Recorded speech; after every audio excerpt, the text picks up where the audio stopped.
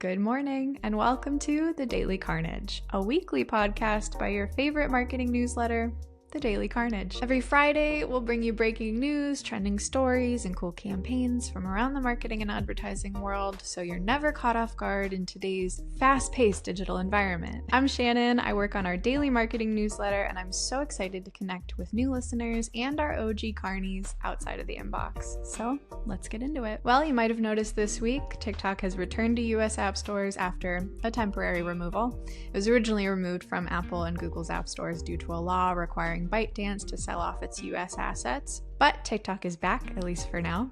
We all know Trump's 75-day extension has created a little bit of a reprieve, but the question still remains, will TikTok find a buyer, face another legal battle, or will it find some other long-term solution? There have been some potential investors, including former LA Dodgers owner Frank McCourt. We still don't know what's going to happen. We will keep you posted, though, because the outcome could have significant implications for brands who are leveraging TikTok's massive reach. So Instagram is testing a new way to downvote comments, but quietly. Unlike Reddit or YouTube, where your downvotes are visible to the public, Instagram's version, if it rolls out, would be completely private. The feature was spotted by social media today, and it would let users downrank comments they find negative, harmful, or just disagreeable. Instagram's head Adam Mosseri did clarify on Threads that this is purely a test, and there's no visible dislike count. Users won't even know if their comment was disliked or downvoted. However, Meta may eventually use this data to push disliked comments lower in the rankings. This isn't the first time Meta has experimented with downvotes, and with many of its tests, there's no guarantee that it's going to roll out. But if it is, that would mean conversations play out completely differently on Instagram, potentially leading to cleaner comment sections, which as marketers sounds divine,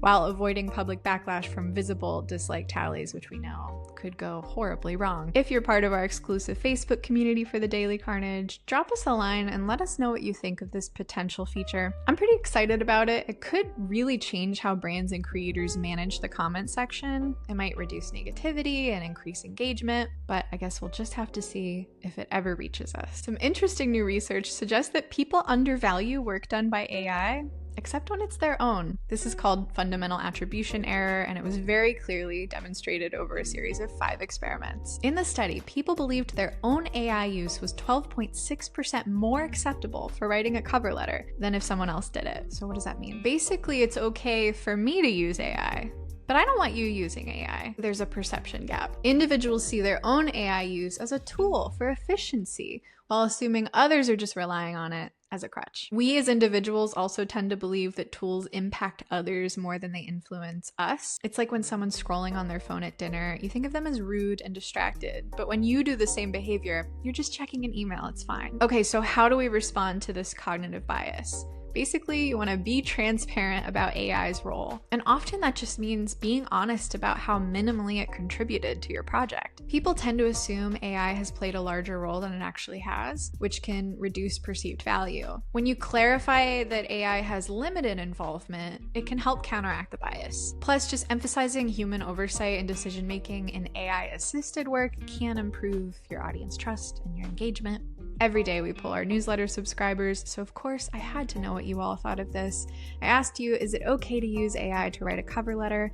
And 47.3% of you said sure, but with heavy revisions. 18% said if you can't write a cover letter by yourself, you are in serious trouble. 16.4% of our subscribers said absolutely, copy, paste, submit. Kind of controversial. 12.9% said AI is just for brainstorming and outlining, and 5.5% said I'm still figuring out how I feel about these things, which totally fair, bestie. No matter what you heard, it is Black History Month, so I wanted to share with you a very cool story from TikTok. What started as a single professor's course introduction on TikTok very quickly went viral and transformed into an unofficial virtual HBCU. Okay, here's how it started.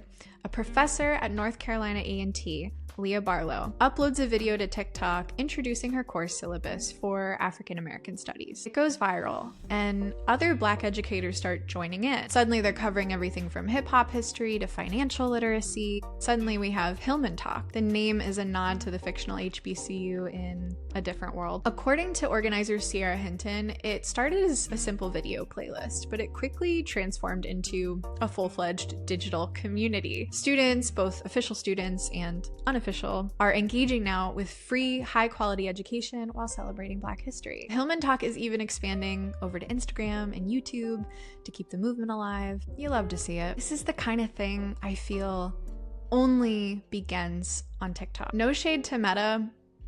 Okay, some shade to Meta, but there's some kind of magic to that TikTok algorithm where grassroots stuff works really well. I'm sure if you're on TikTok, you have a few communities that you never thought would reach you, but now are a huge part of your identity, and I'm really gonna miss that if it all goes away. Okay, if you're new here, you don't know this, but we love to end every email and now podcast with a vintage ad from the past. A lot of the time, they're just a fun, nostalgic, kitschy look back in time, but sometimes they are completely bananas. Today's vintage ad is brought to you by Bachelor's Thick Pea Soup. 4 words that I wouldn't put in that order. I guess I wouldn't put them in like a different order. I just wouldn't use those 4 words together. You can see the marginal text up here says new, different, a meal in itself, all with progressively more exclamation points. We have 3 floating heads here. The first one says thick, with real peas you can see, as opposed to fake peas that you can't see. And it's always been my personal policy to always disclose your peas, and I've always said that. The second says enriched with other tasty vegetables, none of which are listed here because that's none of your business. The third says it's a meal in itself for hungry he-men. This is the bananas part I was talking about earlier. You know, you're wondering, what is a hungry he-man? Does it pose a personal risk to my safety? No, don't worry, as long as you feed him Bachelor's Thick Pea Soup. You see, because on the packaging it says a meal in itself. In other words, soup is food. That wraps it up this week for the Daily Carnage podcast. Thank you so much for joining me. I would love it if you rated our show and liked and subscribed across all our socials, where you can find us, of course, at the Daily Carnage. And don't forget to subscribe to our daily newsletter for daily content. We're also chatting about all things marketing and advertising all of the time in our exclusive Facebook community, so join there if you want to keep the conversation going. Have a good weekend, Carnies. I'll see you next time.